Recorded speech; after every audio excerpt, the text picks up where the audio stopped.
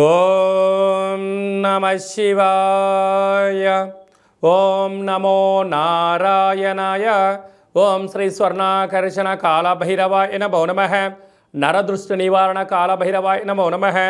ఓం కాళకాలాయ విద్మహే కాళాతీతాయ ధీమహి తన్నో శ్రీ స్వర్ణాకర్షణ కాళభైరవ ప్రచోదయాతు. హరి ఓం. మా ఛానల్కి స్వాగతం. చూస్తున్న వీక్షకులకు ప్రేక్షకులకు ప్రియ కాళభైరవ భగవద్బంధుకి స్వాగతం పలుకుతూ మమ్మల్ని ఎంతగానో ఆదరిస్తూ ఉండబడినటువంటి ప్రియ సోదరి మండలకు అందరికీ కూడా వసంత పంచమి మాఘ పంచమి సాక్షాత్ మహాసరస్వతీదేవి అమ్మవారి యొక్క ఆశీస్సులు అందరిపైన ఉండాలని, అందరినీ విద్యావేత్తలుగా, జ్ఞానవంతులుగా, గుణవంతులుగా, సంపన్నవంతులుగా అమ్మవారి యొక్క ఆశీస్సులు ప్రసాదించాలని కోరుకుందాం. 1వ తారీఖు 2వ నెల 2024 నుండి 15/2/2024 వరకు పుట్టినటువంటి వారందరికీ కూడా ముందస్తుగా జన్మదిన శుభాకాంక్షలు. గతంలో వివాహం చేసుకున్న వారికి వివాహ వార్షికోత్సవ శుభాకాంక్షలు. ద్వాదశ రాశుల్లో గ్రహ గమనాన్ని ఒకసారి వీక్షింపచేద్దాం. మేషరాశిలో గురువు, కన్యరాశిలో కేతు సంచార స్థితి, ధనుసు రాశిలో కుజుడు బుధుడు శుక్ర సంచార స్థితి, మకర రాశిలో రవి సంచార స్థితి, కుంభరాశిలో శనిచర స్వామి స్వక్షేత్ర సంచార స్థితి, మీనరాశిలో రాహు సంచార స్థితితో ద్వాదశ రాశుల్లో గ్రహ గమనాలు ఈ విధంగా ఉన్నాయి. 6వ తారీఖున కుజుడు మకర రాశిలోకి ప్రవేశం, 12వ తారీఖున శుక్రుడు మకర రాశిలోకి ప్రవేశం, 14వ తారీఖున రవి భగవానుడు ఏడాది తర్వాత కుంభరాశిలోకి సంచార స్థితి, అక్కడే ఉండబడినటువంటి శనితో కలిపి రవి సంచార స్థితి ఉంటుంది. కనుక ద్వాదశ రాశిలో గ్రహ గమనాల్ని అనుసరిస్తూ ఈ యొక్క పక్షం రోజుల్లో ఎలా ఉండబోతుందో సవివరంగా సంపూర్ణంగా తెలుసుకుందాం. మీనరాశి వారు మాఘ పంచమి సందర్భంగా అమ్మవారి యొక్క ఆశీస్సులు ఎలా పొందాలో ఈ వీడియోలో సవివరంగా సంపూర్ణంగా తెలుసుకుందాం. మీనరాశిలో ఏ నక్షత్రాలు వస్తాయనగా పూర్వాభాద్ర నక్షత్రంలోని చివరి పాదం 4వ పాదము, ఉత్తరాభాద్ర నక్షత్రంలోని 4 పాదాలు, రేవతి నక్షత్రం 4 పాదాలు కలిపితే మీనరాశి అవ్వడం జరుగుతుంది. చాలామందికి పుట్టినటువంటి కాల సమయంలో డేటా బర్త్లు లేనటువంటి కారణం వలన పేరు యొక్క మొదటి అక్షరాన్ని అనుసరిస్తూ ఆ రాశిని తెలుసుకునే ప్రయత్నం అవుతుంది. అవి ఏ అక్షరాలు ఒకసారి పరిశీలన చేద్దాం. ది, దుమ్, షం, ఝ, ధ, దే, దో, చ, చి అక్షరాల వర్ణం మీనరాశి జాతకులే. మీనరాశి యొక్క అధిపతి దేవగురు బృహస్పతి.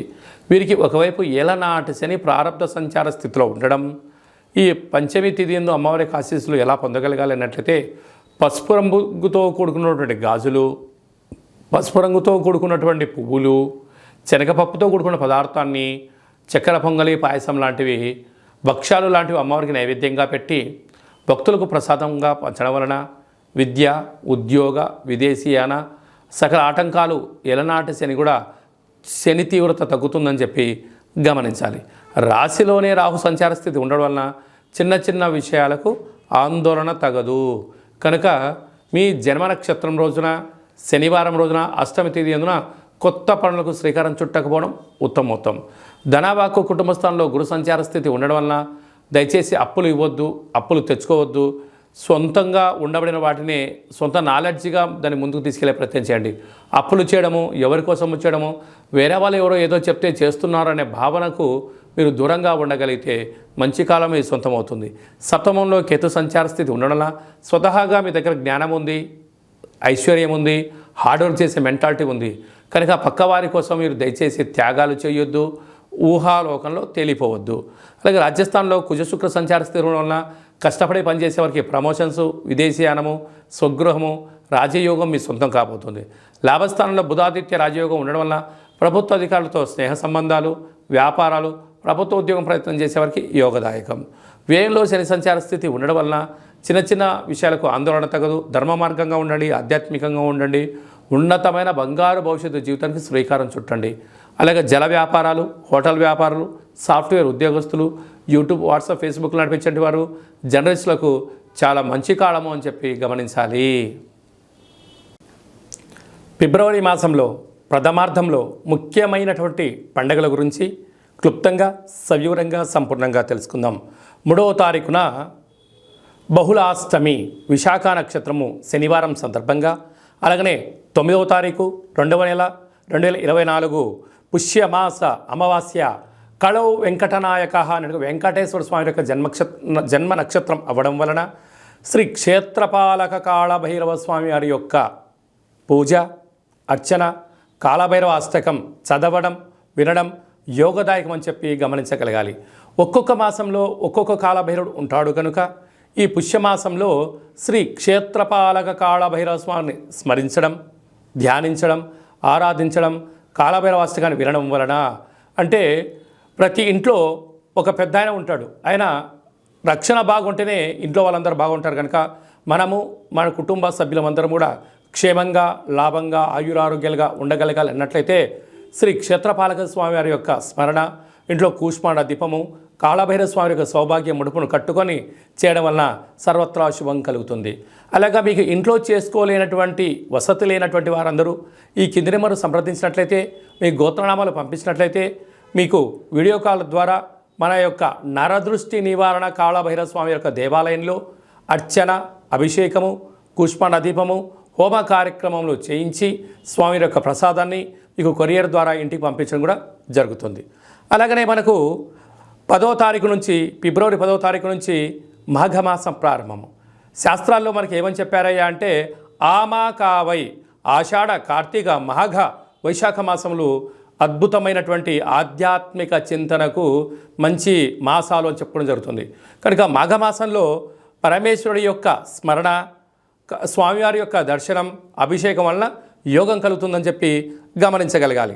14వ తారీఖున మాఘశుద్ధ పంచమి, మాఘ పంచమి సాక్షాత్క మహాసరస్వతీదేవి అమ్మవారు భూమండలంలో ఉండబడినటువంటి అందరికీ వాక్కును ప్రసాదించేటువంటి స్వామివారు కనుక అందరికీ విద్యా వినయ సంపన్నం అంటారు. విద్య ద్వారా వినయం, వినయం ద్వారా ఉద్యోగం, ఉద్యోగం ద్వారా ధనం, ఆ ధనం దుర్వినియోగం కాకుండా సద్వినియోగం ఎలా పరుచుకోగాలో మనకు సరస్వతి మాత ఆశీస్సులతో ఉండడం జరుగుతుంది. అందుకే మనము 3వ సంవత్సరం చిన్నపిల్లలకు పడగానే మొట్టమొదటి అక్షరాభ్యాసం ఎప్పుడు చేయించాలి అని చెప్పి అనేక మంది తల్లిదండ్రులు ఎదురు చూస్తుంటారు. ఆ రోజు మీ యొక్క చిన్నపిల్లలని సరస్వతి మాత దేవాలయానికి తీసుకొని వెళ్ళి అక్షరాభ్యాసం ఓం నమ శివాయ సిద్ధం నమమ అనేటువంటి మంత్రంతో సరస్వతి మాత పూజ చేయించి వ్రాయించడం.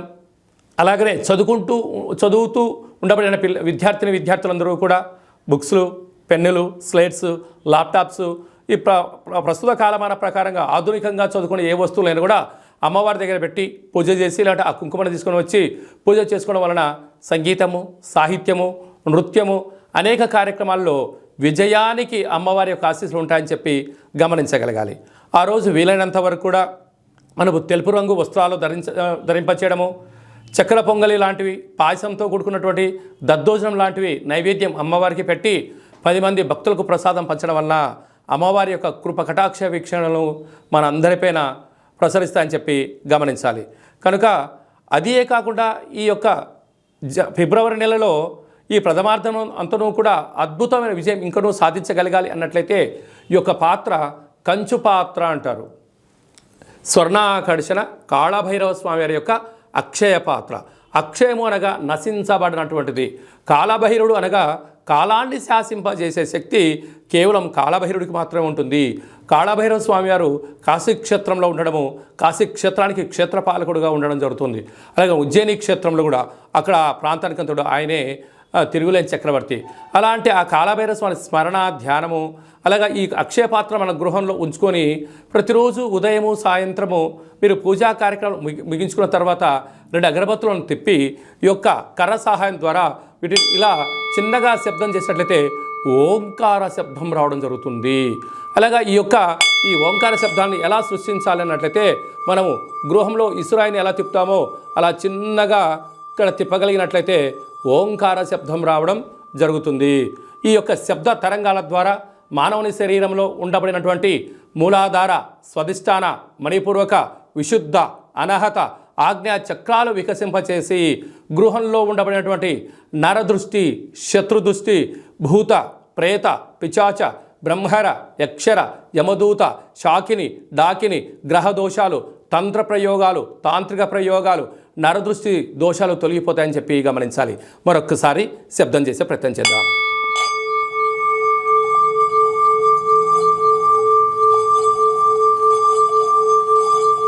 ఈ యొక్క శబ్ద తరంగాల్ని ఇంట్లో ప్రసరించడం వల్ల సర్వము ఐశ్వర్యం కలిగి అపార కుబేర సంపన్నులు అవుతామని చెప్పి గమనించాలి.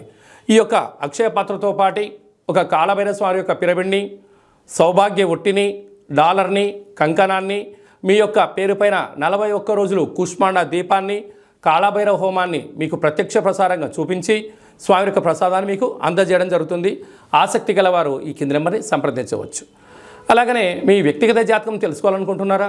మీ పుట్టినటువంటి తేదీ, నెల, సంవత్సరం, పుట్టిన సమయం రాసి మీరు వాట్సాప్లో పంపించగలిగినట్లయితే సంపూర్ణంగా 100 సంవత్సరాల జాతకాన్ని రాసి పంపించి మీరు పుట్టినప్పుడు గ్రహ గమనాలు ఎలా ఉన్నాయి, ప్రస్తుతం ఎలా ఉన్నాయి, రాబోయే కాలంలో ఎలా ఉన్నాయో సవివరంగా సంపూర్ణంగా తెలియజేయడం జరుగుతుంది.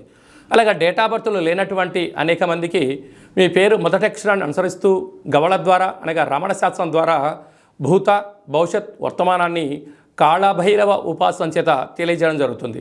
ఆ పేరు కూడా సక్రమంగా లేదు, ఒక్కొక్కరికి 2-3 పేర్లు ఉన్నాయి అనుకుంటున్న వారికి వారి యొక్క ముఖఛాయలను అనుసరిస్తూ వారి యొక్క చేతి యొక్క హస్తరేఖలను గమనిస్తూ గవలు వేసి తెలియజేయడం జరుగుతుంది. అలాగనే మీ అబ్బాయికి కానీ అమ్మాయికి కానీ ఎంత ప్రయత్నం చేసినా వివాహం అవ్వడం లేదా, ఎందుకు అవ్వట్లేదో తెలియజేస్తూ వచ్చేటువంటి అబ్బాయి కానీ అమ్మాయి కానీ గణాలు, గుణాలు, ఆ యొక్క వారి వివాహ తదనంతరము సంతానము, యోగము, ఎలాంటి యోగాలు ఉన్నాయి కూడా తెలియజేయడం జరుగుతుంది. అలాగనే గతంలో వివాహమైన దంపతులు తరచుగా గొడవపడడం, పోలీస్ స్టేషన్లు గొడవలతో దారితీస్తున్నాయా, ఎందుకు అలా దారితీస్తున్నా తెలుసుకొని పార్వతీ పరమేశ్వరులాగా ఉండేటువంటి ఆధ్యాత్మిక సలహాలు, సూచనలు మీకు ఇవ్వడం కూడా జరుగుతుంది. అలాగనే చాలామందికి జన్మకో శివరాత్రి అన్నట్టుగా బర్త్డే, మ్యారేజ్ డే సంవత్సరానికి ఒకసారి వస్తుంది. ఆ బర్త్డే వచ్చిన రోజన్న ఇంట్లో శుచి శుభ్రతగా ఏర్పాటు చేసుకొని నూతన పట్టు వస్త్రాలు ధరింపచేసుకొని ఇంట్లో ఒక లక్ష్మీ గణపతి హోమము, ఆయుష హోమం చేసుకొని 10 మందికి అన్నప్రసాద వితరణ చేయండి. మీకు సంవత్సరాంతం ఆయురారోగ్యాలుగా ఉంటాయి. అలా కుదరలేనటువంటి పక్షంలో మన యొక్క దేవాలయంలో 12 జ్యోతిర్లింగేశ్వర స్వామివారికి, సహస్ర నర్మదా శివలింగేశ్వర స్వామివారికి, శ్రీ కాళీ సమేత నరదృష్టి నివారణ కాళభైరవ స్వామికి మీ పేరుపైన అర్చన, అభిషేక, హోమ కార్యక్రమాలు చేయించి మీకు ప్రసాదం కూడా అందజేయడం జరుగుతుంది. కనుక మనమందరము కూడా జన్మదిన వేడుకలు చేసుకుందాం, వివాహ వార్షికోత్సవ కార్యక్రమం జరుపుకొని మీ ఇద్దరి మధ్యలో ఉండబడినటువంటి ఆటంకాలను తొలగించుకునే మానవ ప్రయత్నం చేద్దాం. అలాగనే మనం ఇంట్లో కాళభైరవ పూజ చేసుకోవాలి, ప్రతిరోజు మన పైన అర్చన ఎలా చేయించుకోవాలి, ప్రతిరోజు మన అభిషేకం ఎలా చేయించుకోవాలి అనే విషయాలన్నీ కూడా ఈ కింద మనం సంప్రదించినట్లయితే మీకు అందరికీ కూడా ఆ కాళభైరవ స్వామికి ఆశీస్సులను ప్రసాదింపజేయడం జరుగుతుంది. అలాగనే ఈ మాఘమాసంలో పంచమి తిథి యందున అమ్మవారి యొక్క ఆశీస్సులు ఉండాలని కోరుకుంటూ ఆశీర్వదించాం. ఓం ప్రణో దేవి సరస్వతి వాజేభిర్వాజినీవతి ధీనామవిత్రీవతు మహాకాళీ మహాలక్ష్మి మహాసరస్వతి దేవతాభ్యో నమో నమః. అందరిపైన ఆ సరస్వతి మాత ఆశీస్సులు ఉండాలని కోరుకుంటూ ఆశీర్వచనం.